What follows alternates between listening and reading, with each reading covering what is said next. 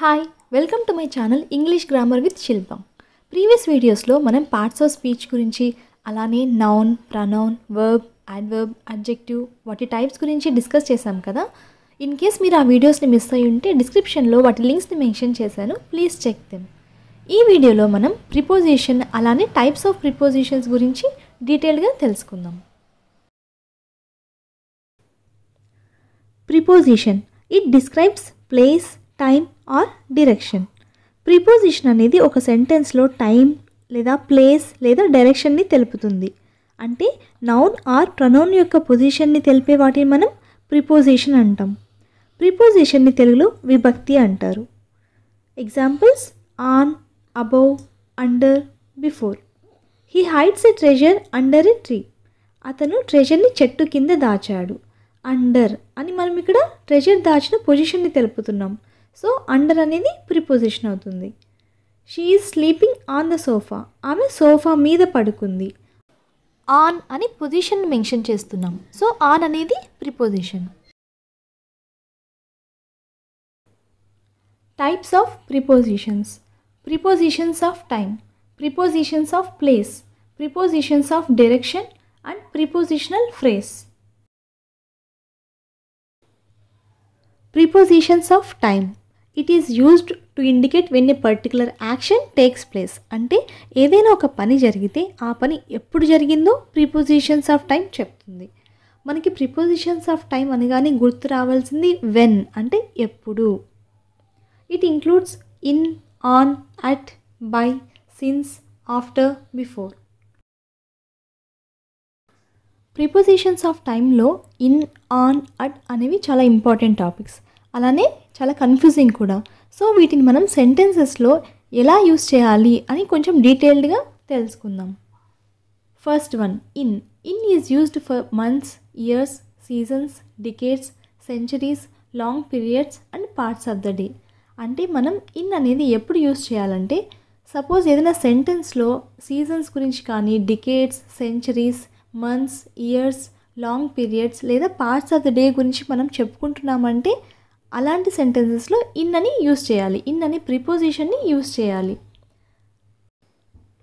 Let's see some sentences to understand prepositions of time. Months. Months అంటే August, February, September, July ఇలా months use చేసినప్పుడు in అంటాం. In August, in February, in July అలా use చేయాలి. For example my sister is coming to India in August.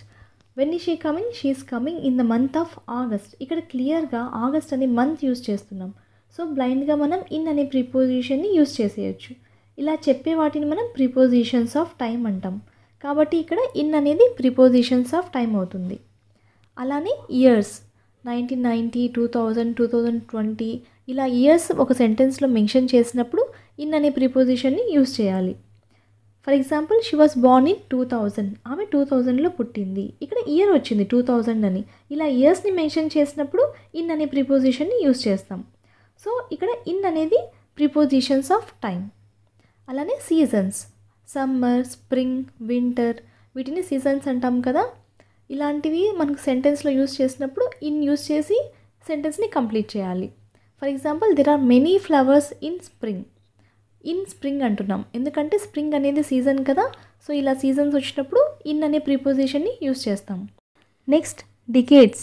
అంటే in the 80s, in the 90s ఇలా డికేడ్స్ని use చేసినప్పుడు కూడా మనం ఇన్ అని యూస్ చేయాలి. For example the actress in the 90s were beautiful. In the 90s అంటున్నాం. So ఇలా decades వచ్చినప్పుడు ఇన్ యూస్ చేయాలి. Next centuries. In the 16th century, in the 15th century ఇలా సెంచరీస్ గురించి మాట్లాడుకున్నప్పుడు కూడా మనం ఇన్ అనే ప్రిపోజిషన్ని యూస్ చేయాలి. For example the movies in the 20th century are amazing. ఇక్కడ 20th century అని సెంచరీని మెన్షన్ చేస్తున్నాం కదా. సో ఇక్కడ కూడా మనం ఇన్ అనే ప్రిపోజిషన్ని యూస్ చేయాలి. Next long periods. అంటే in the present, in the past అని లాంగ్ పీరియడ్స్ గురించి డిస్కస్ చేసినప్పుడు ఇన్ అనే ప్రిపోజిషన్ వస్తుంది. For example that was done in the past. అది పాస్ట్లో జరిగిపోయింది. ఇలా లాంగ్ పీరియడ్స్ గురించి డిస్కస్ చేసినప్పుడు ఇన్ యూస్ చేస్తాం. Next parts of the day. అంటే in the morning, in the evening, in the noon ఇలా మనం పార్ట్స్ ఆఫ్ ద డే గురించి చెప్పుకుంటున్నప్పుడు ఇన్ యూస్ చేయాలి. For example I will contact you in the morning. ఇలా parts of the day వచ్చింది కదా morning అని, so ఇక్కడ ఇన్ యూస్ చేస్తాం. ఇలా months, years, seasons, decades, centuries, long periods అలానే పార్ట్స్ ఆఫ్ ద డే వచ్చినప్పుడు మనం ఖచ్చితంగా ఇన్ అనే ప్రిపోజిషన్ని యూజ్ చేయాలి. అలా యూజ్ చేసే వాటిని మనం ప్రిపోజిషన్స్ ఆఫ్ టైం అంటాం. ప్రిపోజిషన్స్ ఆఫ్ టైంలో ఇన్ ఎప్పుడు యూజ్ చేయాలో చూసాం కదా. నెక్స్ట్ ఇప్పుడు ఆన్ అనేది ఎప్పుడు యూజ్ చేయాలో చూద్దాం.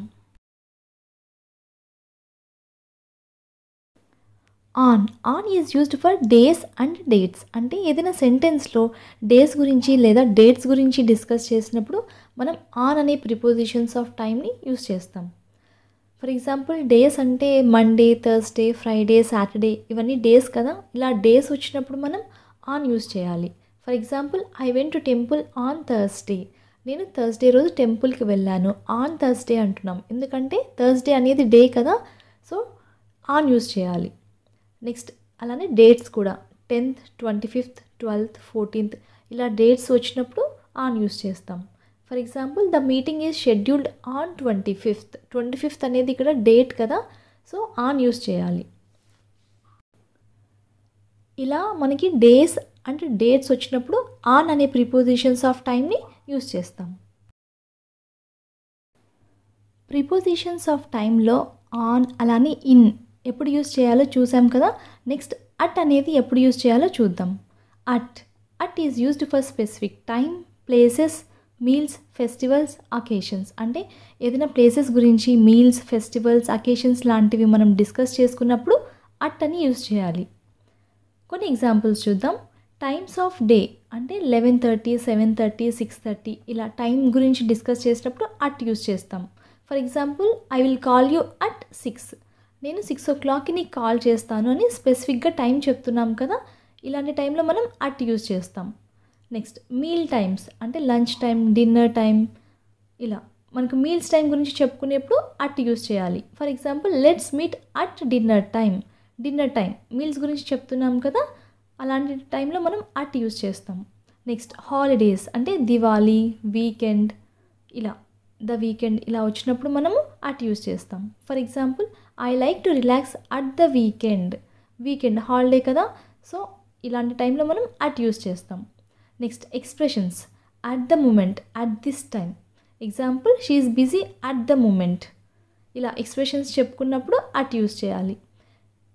ఇలా అట్ అనేది మనకి ఏదైనా ఫెస్టివల్స్ గురించి, అకేషన్స్, ప్లేసెస్, మీల్స్ గురించి డిస్కస్ చేసుకునేప్పుడు స్పెసిఫిక్ టైం గురించి చెప్పుకున్నప్పుడు అట్ యూజ్ చేస్తాం.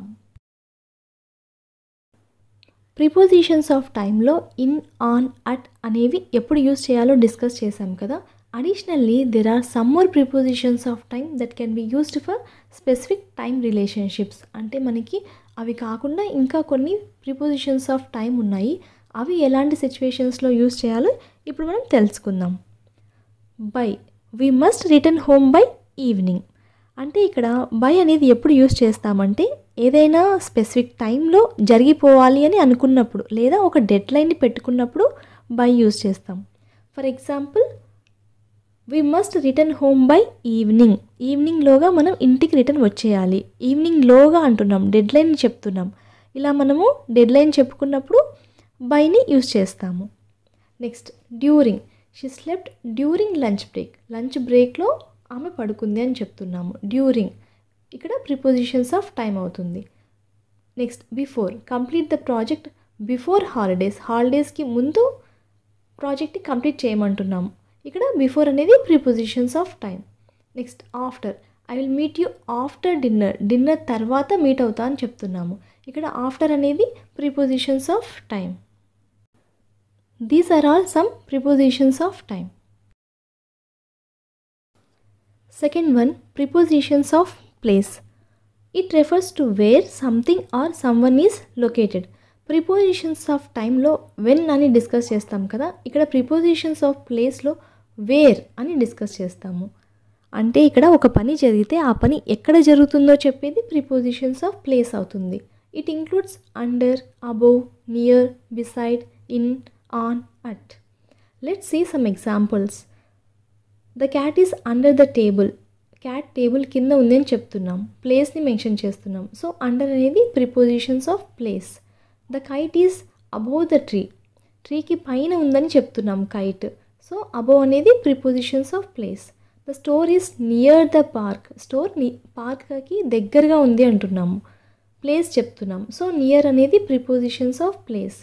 The dog is beside the car, beside అనేది ప్రిపోజిషన్స్ ఆఫ్ ప్లేస్ అవుతుంది.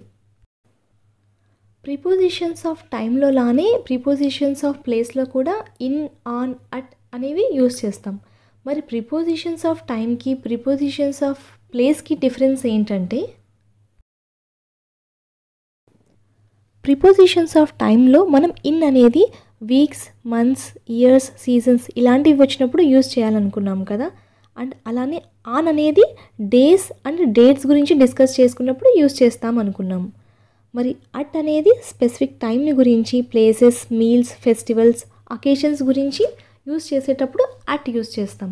మరి ఇక్కడ ప్రిపోజిషన్స్ ఆఫ్ ప్లేస్లో ఇన్ అనేది టౌన్స్ గురించి, సిటీస్ గురించి లేదా కంట్రీస్ గురించి డిస్కస్ చేసుకున్నప్పుడు, అలానే ఆన్ అనేది స్ట్రీట్స్, రోడ్స్ గురించి డిస్కస్ చేసినప్పుడు, అట్ అనేది ఎగ్జాక్ట్ లొకేషన్స్ గురించి డిస్కస్ చేసుకున్నప్పుడు యూస్ చేస్తాం. Let's see some examples to understand the things better. Prepositions of ప్లేస్లో అట్ అనేది ఎగ్జాక్ట్ లొకేషన్స్ని మెన్షన్ చేసినప్పుడు యూస్ చేస్తాం. For example, at your school, at flat number 15, ఇలా స్పెసిఫిక్గా లొకేషన్ గురించి చెప్పుకుంటున్నాం కదా. ఇలాంటి సిచ్యువేషన్స్లో అట్ యూస్ చేస్తాం. నెక్స్ట్, ఆన్ అనేది స్ట్రీట్స్ గురించి లేదా రోడ్స్ గురించి డిస్కస్ చేసినప్పుడు, for example on Gandhi road, on the high street, ఇలా స్ట్రీట్స్ లేదా రోడ్స్ గురించి డిస్కస్ చేసినప్పుడు ఆన్ అనే ప్రిపోజిషన్స్ ఆఫ్ ప్లేస్ని యూస్ చేస్తాం. నెక్స్ట్, ఇన్, ఇన్ అనేది టౌన్స్, సిటీస్, కంట్రీస్ నేమ్స్ గురించి చెప్పేటప్పుడు స్పెసిఫిక్గా ఇన్ యూస్ చేస్తాం. For example in Paris, in Ayodhya, ఇలాంటప్పుడు ఇన్ యూస్ చేస్తాం. ప్రిపోజిషన్స్ ఆఫ్ టైం అలానే ప్రిపోజిషన్స్ ఆఫ్ ప్లేస్లో అట్, ఆన్, ఇన్ అనేవి వచ్చినప్పుడు ఎలా యూస్ చేయాలో తెలుసుకున్నాం కదా. Next, third one, prepositions of direction. It is used to refer direction in which something travels or moves. అంటే ఏదైనా ట్రావెల్ చేస్తుందంటే అది ఏ డైరెక్షన్లో వెళ్తుందో చెప్పేది prepositions of direction. It includes two words, close to, along, across, beside, among. For example, the dog ran towards her owner the moment she saw her. ఆ dog తన ఓనర్ని చూడగానే ఆమె వైపు పరిగెత్తింది అంటున్నాం. ఆమె వైపు అంటున్నాం, టువర్డ్స్ హర్ ఓనర్ అంటే డాగ్ ఎటు పరిగెత్తిందో చెప్తున్నాం. సో టువర్డ్స్ అనేది prepositions of direction. Next example, my friend lives close to the market. మా ఫ్రెండ్ మార్కెట్కి దగ్గరగా ఉంటాడు. మార్కెట్కి దగ్గరగా అని డైరెక్షన్ని మెన్షన్ చేస్తున్నాం, క్లోజ్ టు అని చెప్తున్నాం. ఇలాంటి వాటిని మనం ప్రిపోజిషన్స్ ఆఫ్ డైరెక్షన్ అంటాం. Next, fourth one, prepositional phrase. It refers to group of words containing prepositions. Phrase అంటే గ్రూప్ ఆఫ్ వర్డ్స్, అంటే గ్రూప్ ఆఫ్ వర్డ్స్ని మనం ఫ్రేజ్ అంటాం. అలానే ప్రిపోజిషనల్ ఫ్రేజ్ అంటే group of words containing preposition. It includes under the table, near the window, during the break.